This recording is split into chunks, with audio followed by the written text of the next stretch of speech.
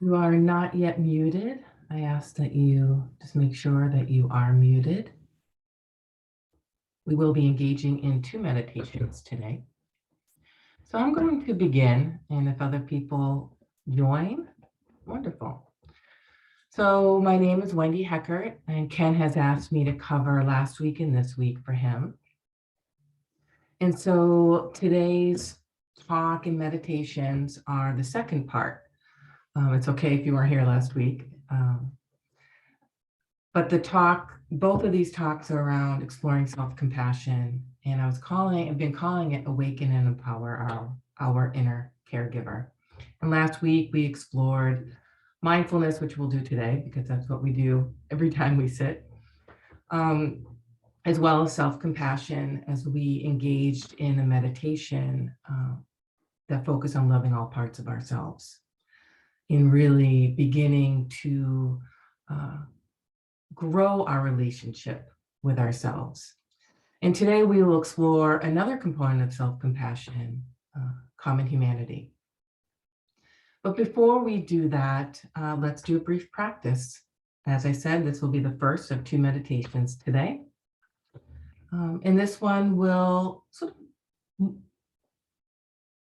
access some of that self-kindness that we explored last week, and it will invite you to call upon a memory or an experience of love. So with that said, find a comfortable posture where you can remain alert yet relaxed. You could be seated, standing, lying down, whatever is supportive for you this morning or whatever time zone you're in. And I invite you to take a couple of slow, nourishing, and conscious breaths. Breathing in through the nose, drawing the air all the way down into the belly, and exhaling out through the mouth like a deep sigh.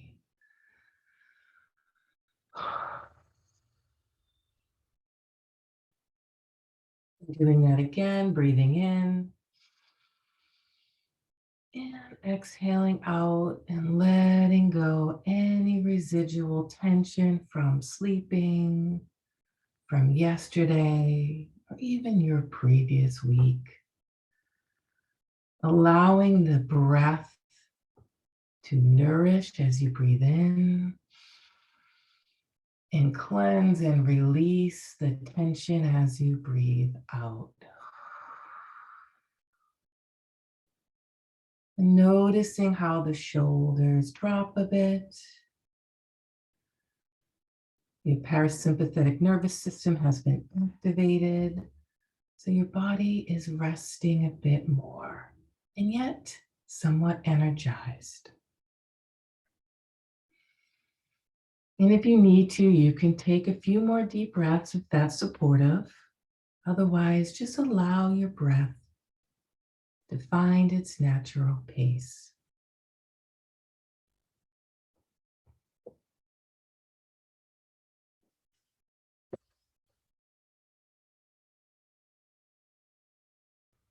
Notice the weight of your body sitting or standing or lying down,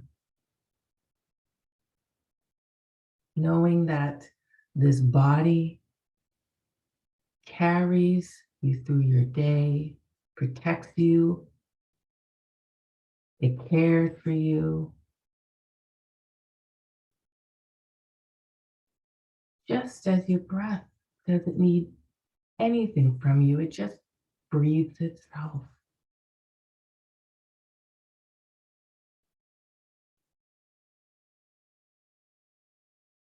Taking a moment to notice how you are arriving here this morning.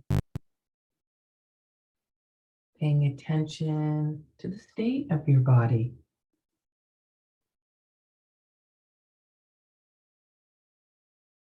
Is it tired? Is it achy? Is it relaxed? Just noticing and allowing.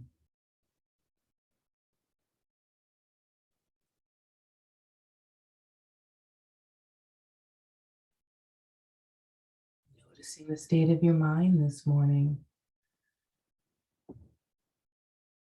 It's busy. You're already getting carried away and planning for your day.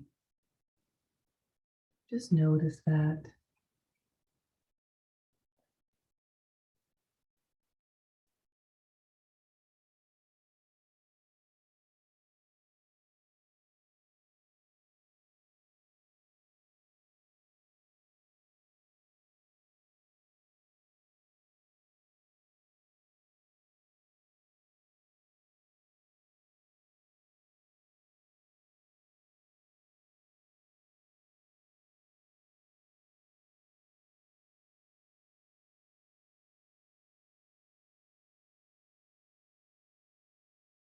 We are meeting ourselves in this moment,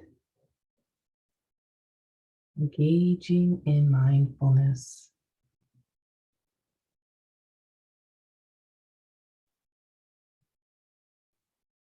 allowing however we are in this moment to be just as it is, allowing it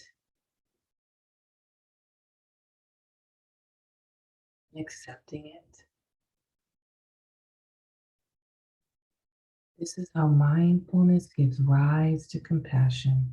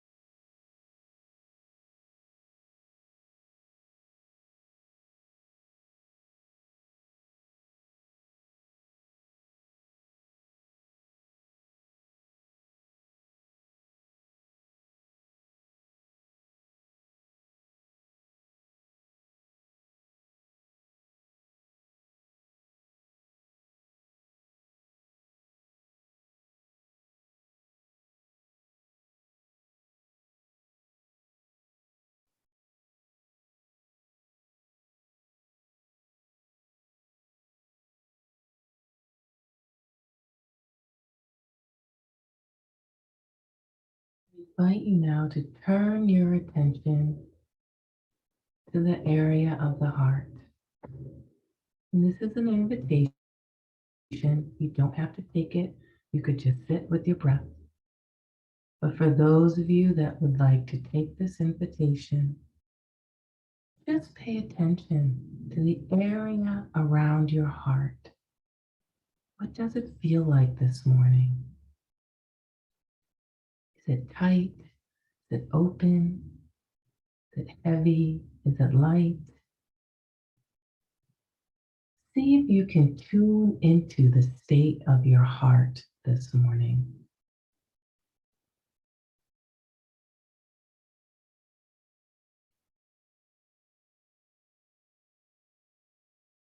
Allowing space for the sensations around your heart and the chest area to be present.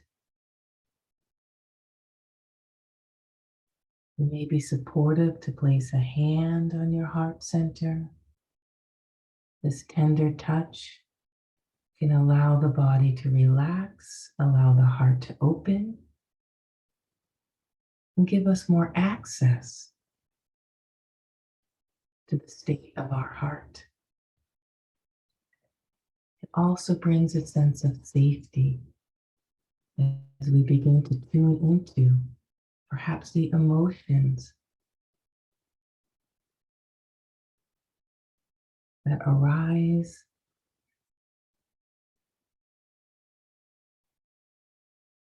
the sensations that arise, the thoughts that arise.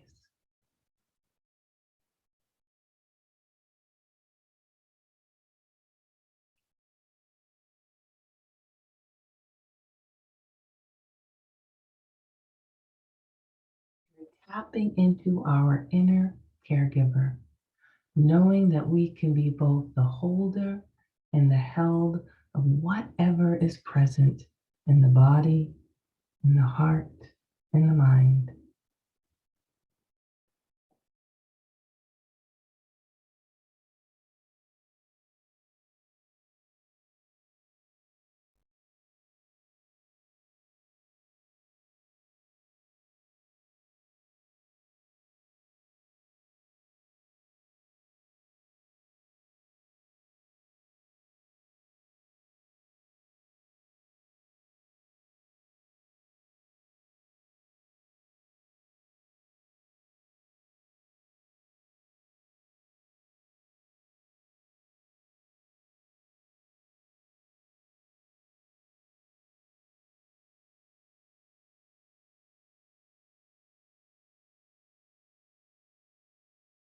So I invite you now, if you would like, to call upon an experience of love, a memory of receiving or giving love, or both.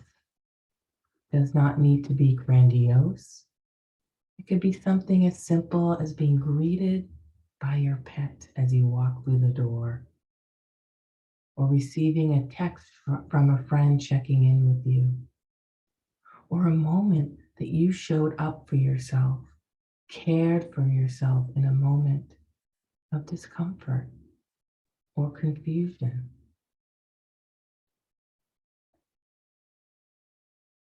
So, bringing forth a memory of receiving or giving love to a person, to a pet, or yourself. See if you can recall the experience with as much detail as possible.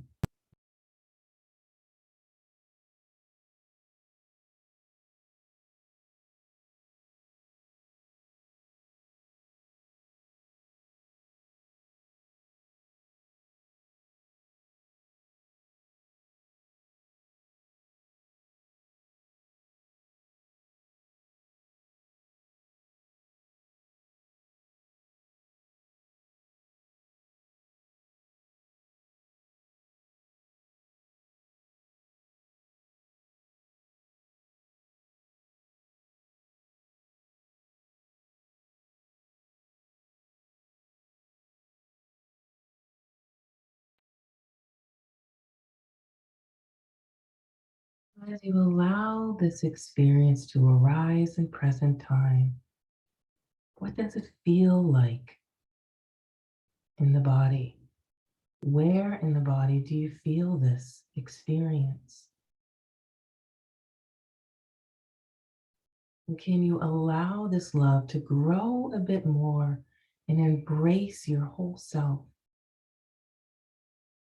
as you relax into the warmth of being held in love, in acceptance of your whole self, just as you are right now? If there's resistance or nothing's coming up for you, that's okay. Just rest in your breath and allow whatever is present to be just as it is. That is an act of giving love.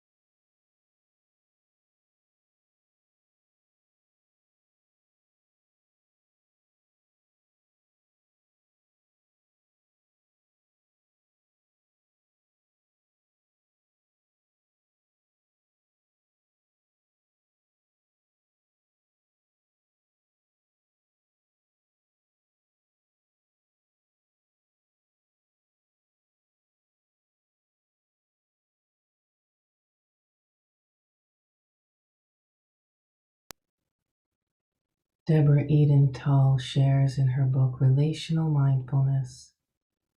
Each time we show up to sit, we are given a golden opportunity to deepen our understanding of human kindness.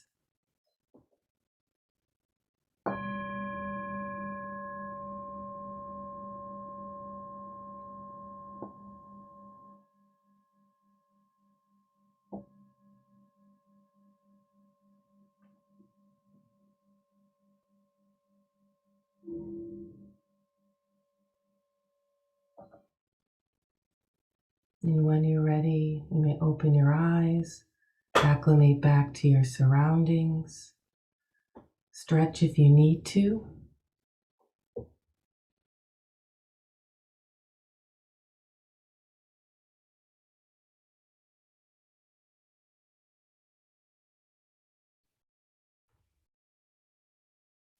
Common humanity. Common humanity is the recognition of the basic sameness of self and others, and that we all share a common aspiration for happiness and freedom from suffering. In understanding this fundamental truth, we begin to see our humanness and others' humanness behind the masks we wear and behind the behavior we enact. We begin to understand that just like me, regardless of our differences and disagreements, others want to be happy, be free from pain, live with ease, and feel safe and secure. And when we begin to recognize our common humanity, we experience connection. We experience belonging. We begin to truly understand deep within that we are not alone in our human experience of suffering. In her poem, Belonging, Rosemary Watalo Palmer writes, "And if it's true we are alone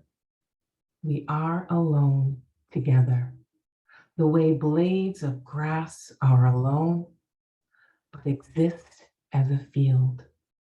Sometimes I feel it, the green fuse that ignites us, the wild thrum that unites us, an inner hum that reminds us of our shared humanity.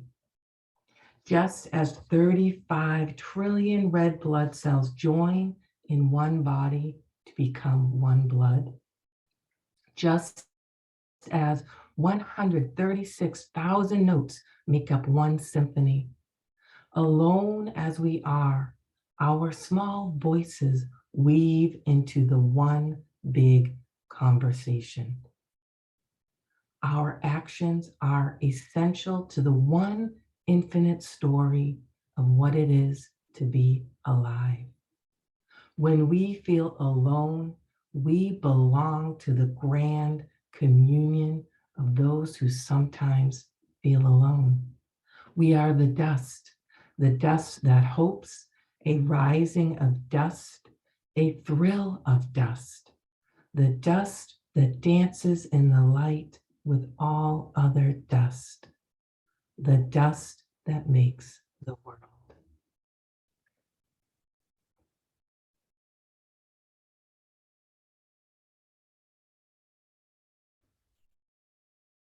So the first noble truth that's taught by the Buddha is that life contains unavoidable suffering.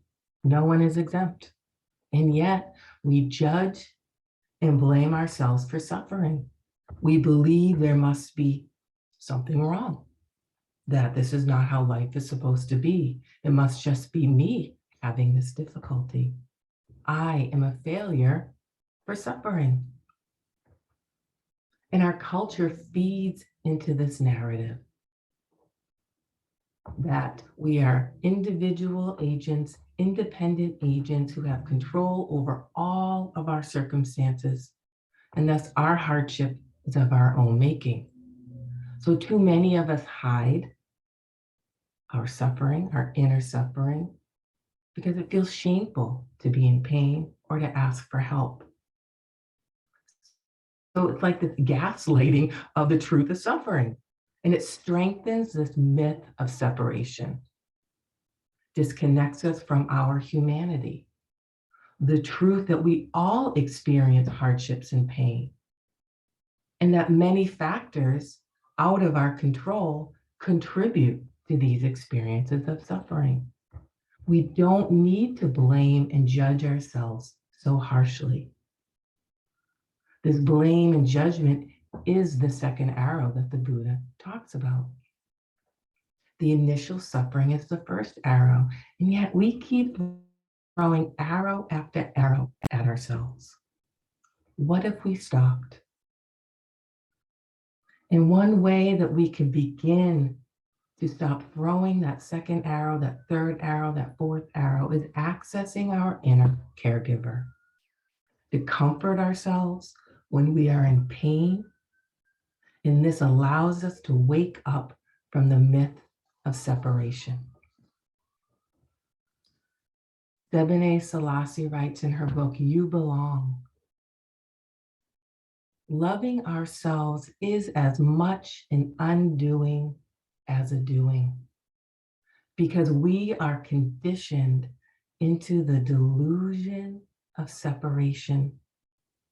Love is not our default operating mode. In separation, we reject parts of ourselves, other people, and experiences. We don't allow love because of all the barriers created to block it.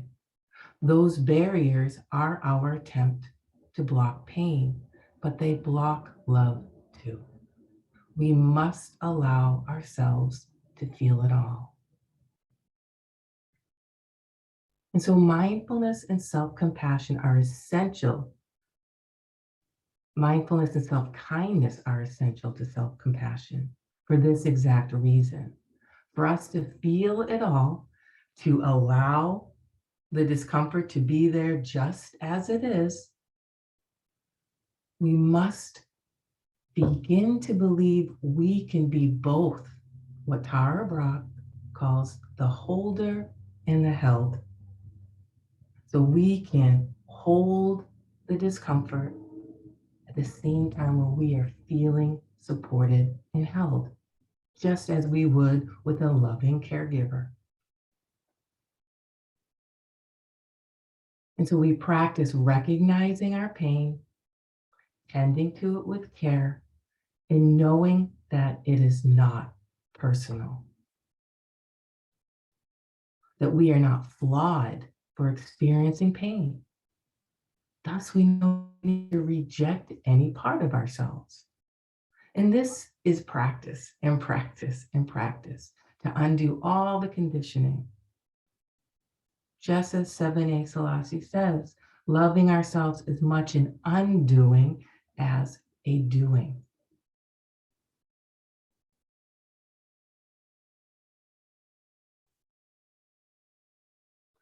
And as we engage in this practice of mindfulness, self-kindness, and common humanity,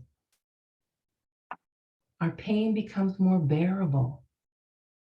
And as Kristen Neff writes in her recent book, Fierce Compassion, we fortify the sense of safety needed to take on life's challenges. We become our own refuge. We can do the U-turn and we can access that inner caregiver, that friend, that ally, whatever word you want to use, to show up for ourselves, to know this is an experience of discomfort. I'm not the only one that experiences this. It is common. It is part of the human experience. What do I need to care for myself in this moment?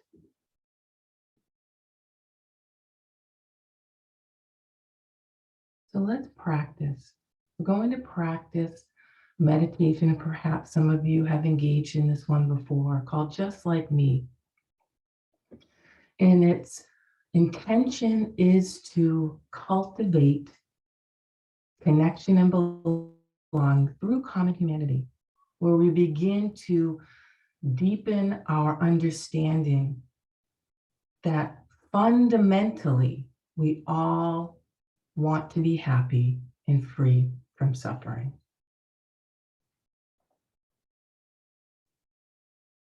This is an invitation. If this is not a practice you want to engage in right now, then use this time as you see fit.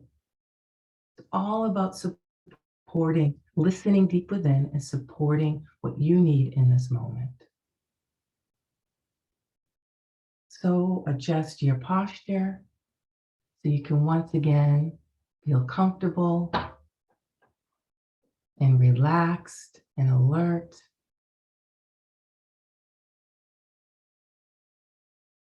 Allowing your body to settle. If you need to take some deep breaths, go ahead. Finding an anchor. And we'll just sit for about 2 minutes, allowing you to just settle back in to your practice.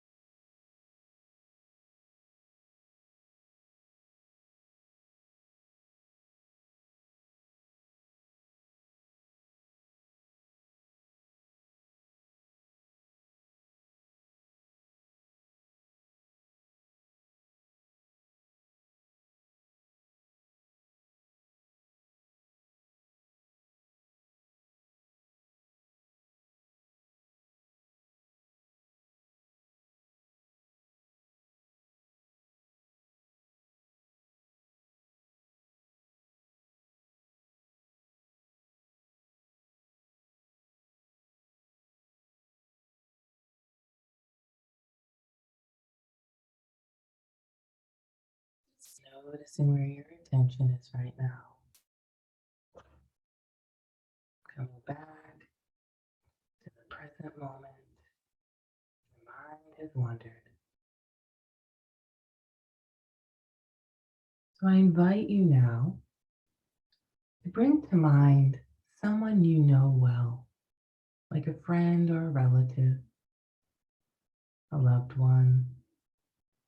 Bring this person into your mind's eye.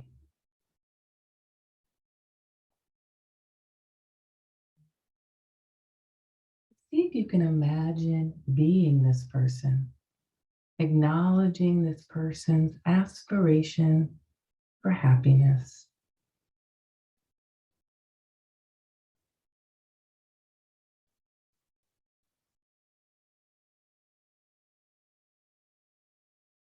Noticing any feelings that arise when you think about this person.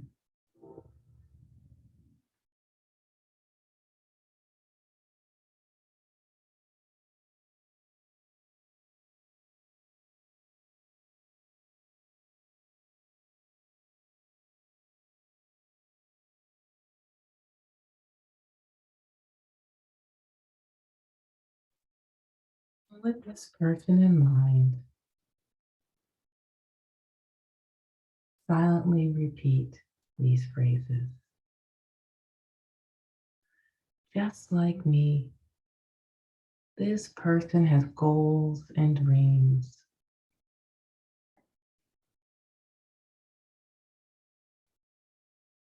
Just like me,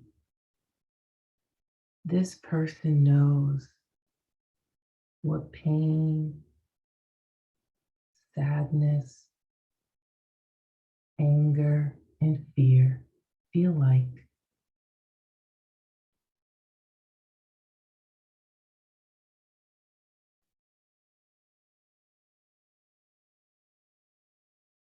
Just like me, this person wants to be happy and free from suffering.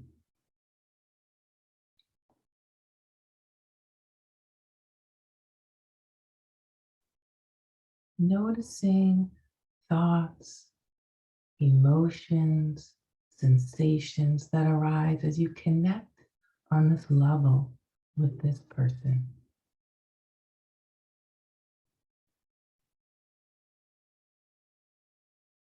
Just like me, this person wants to be happy and free from suffering.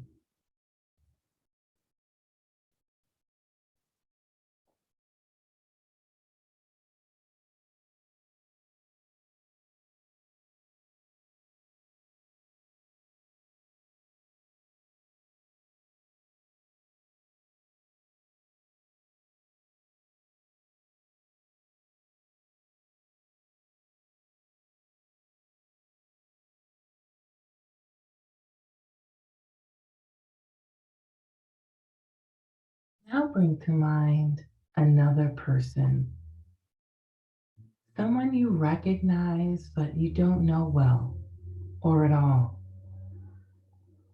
You may see this person at work, at your coffee shop, at the grocery store, in your neighborhood, walking their dog. You recognize this person, but you don't know them well at all.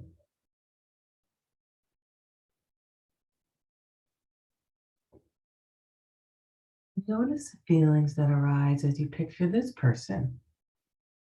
Now, it might be quite indifferent. We're not usually concerned whether or not such a person is happy, but try imagining being this person, imagining this person's life, this person's hopes and fears.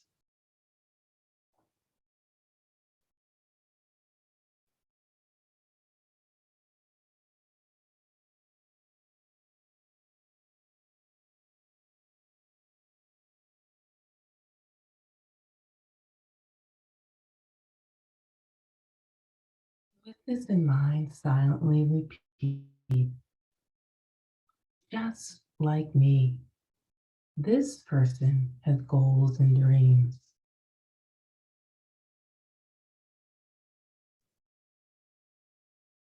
Just like me, this person knows what pain, sadness, anger, and fear feel like.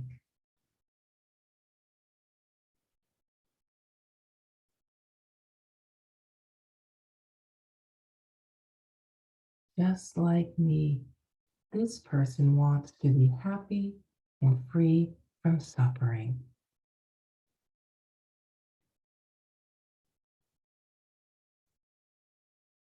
And just notice what arises as you cultivate your similarity,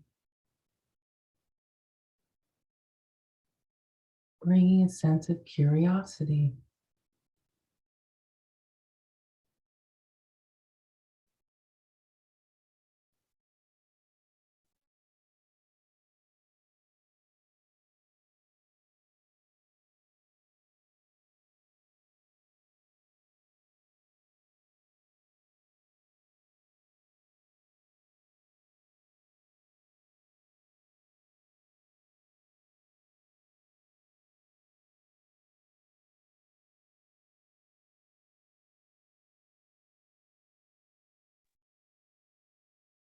Now we're going to bring one more person to mind.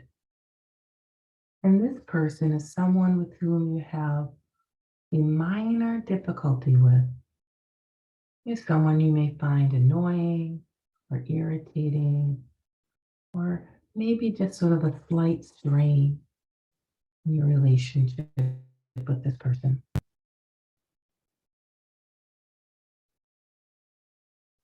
Just acknowledging and allowing any uncomfortable feelings you may be experiencing as you bring this person to mind.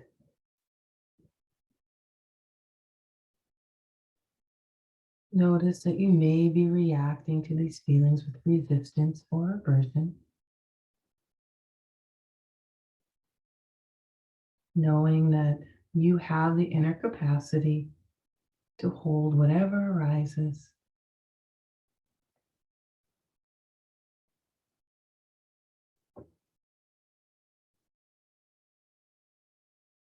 Now, see if you could put yourself in this person's shoes for a moment, recognizing that this person is of deep concern to someone, that this person is a child, perhaps a sibling, a partner, or a dear friend to someone.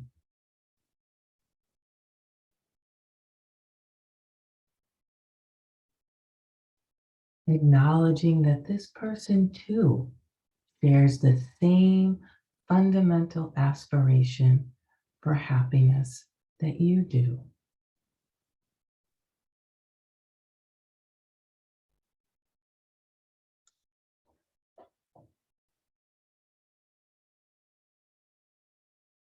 With this in mind, silently repeat, just like me, this person has goals and dreams.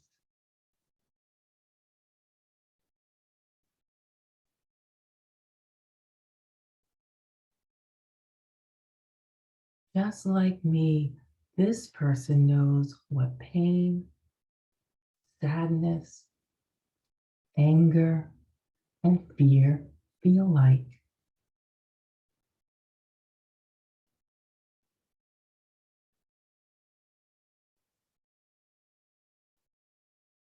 Just like me, this person wants to be happy and free from suffering.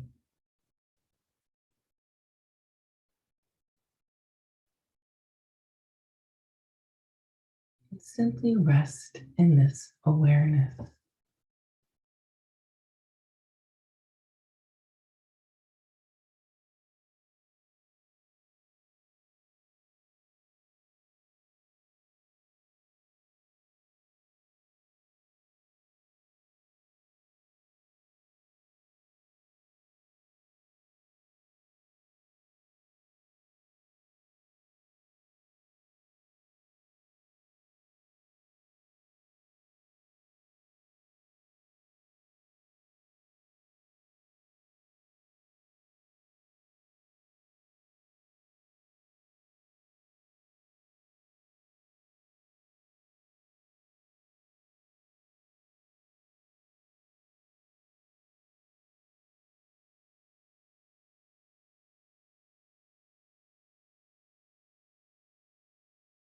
Now I invite you to picture all three people together in front of you,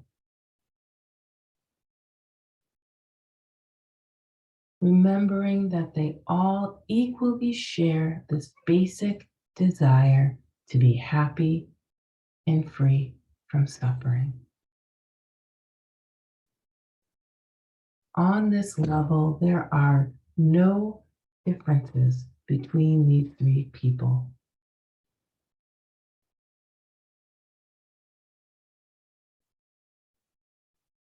With this in mind, silently repeat, just like me, these people wish to be happy and free from suffering.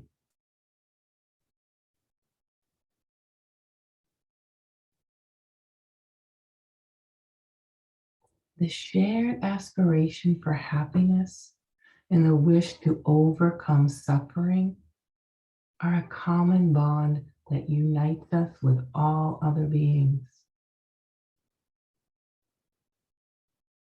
We are not alone in our human experience of suffering. And just notice what arises in your body, heart, and mind as you contemplate this.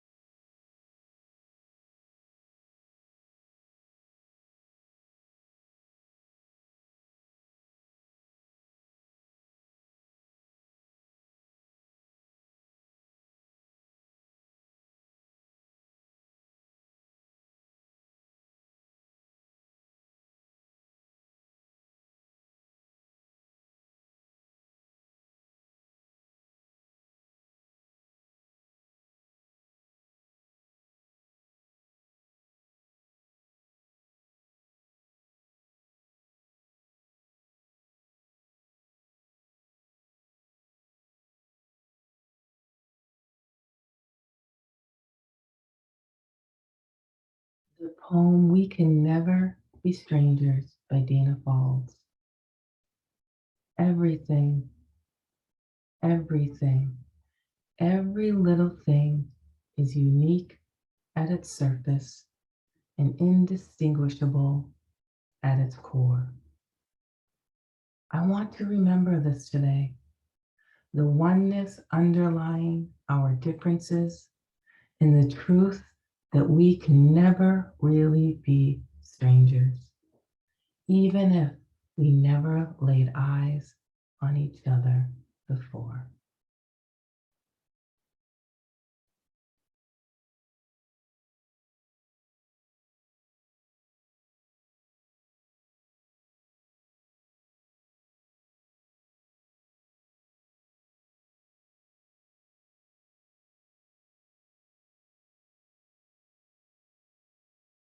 Taking a deep breath in and out, feeling your body sitting, just noticing if there's been any shifts since we began this meditation.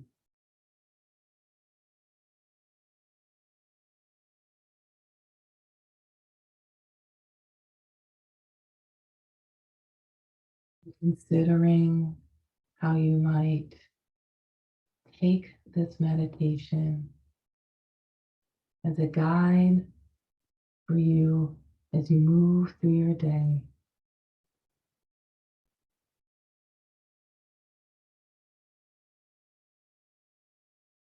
How you might remember when you are experiencing difficulty and you notice, you feel like it's just you or it's personal to you, calling upon this common humanity.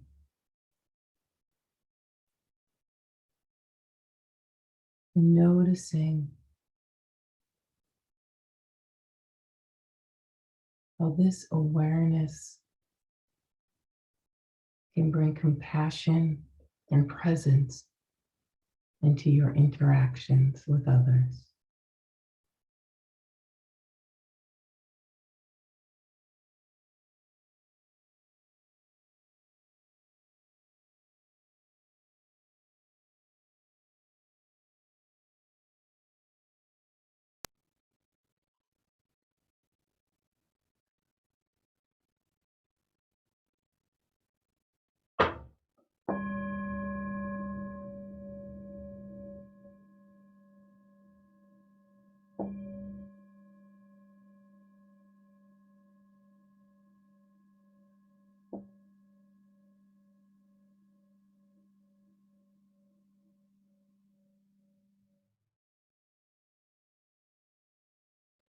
Opening your eyes if they've been closed, acclimating back to your surroundings, stretching if you need to.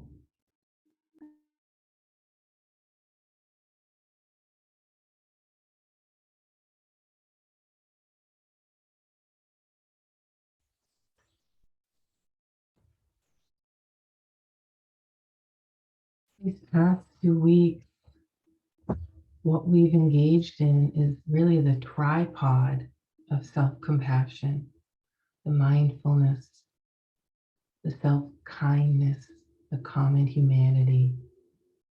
And this tripod of self compassion creates stability and safety within our experience. So, as we experience pain and challenge and discomfort in our lives, the truth of being human, we can remind ourselves of our common humanity, that we are connected to life, that we are not in solitary confinement with our suffering. To share again from the poem Belonging, when we feel alone, we belong to the grand communion of those who sometimes feel alone. We have the capacity to call upon our inner caregiver to show up and support us. We do it all the time. Our body does it just by breathing and getting us up in the morning. But we could do this more deliberately through remembering this tripod of self compassion, bringing recognition to our discomfort, reminding ourselves that this is part of being human as much as I don't like it, and then showing up and finding ways, listening deep within, how can I care for myself in this moment? And we continue to grow the trust in ourselves, trust in the wise and awakened part of ourselves to be able to hold that painful part of ourselves. So in a way, self-compassion is a superpower that we all have access to. It just requires us to keep cultivating it and really waking up to what's already innate within us.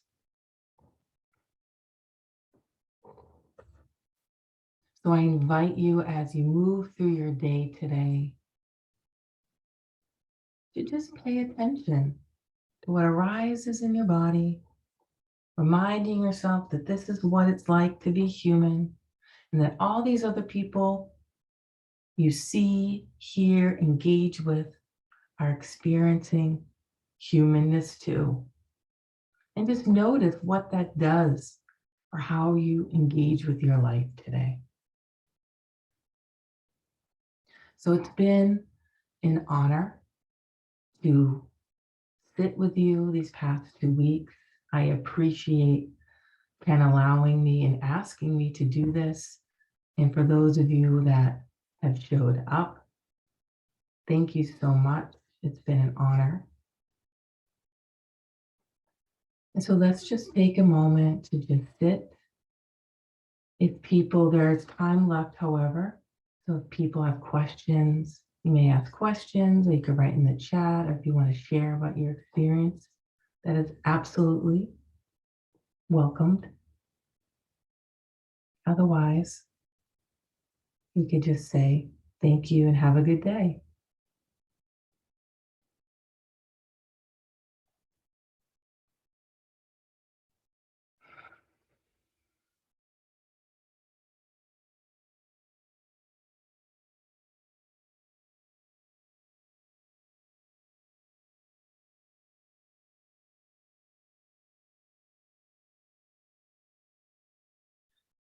Julie wrote in the chat about leaving down on my website. I don't have a link for that.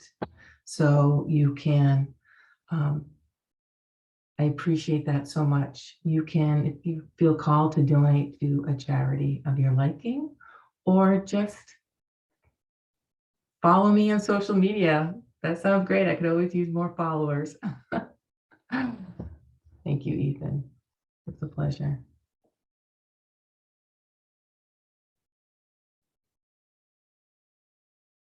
Thank you, everyone. Have a good day. You can find me at growingourvoice.com. Please reach out, questions, want to engage in some way. I'd love to get to know you more. Be well.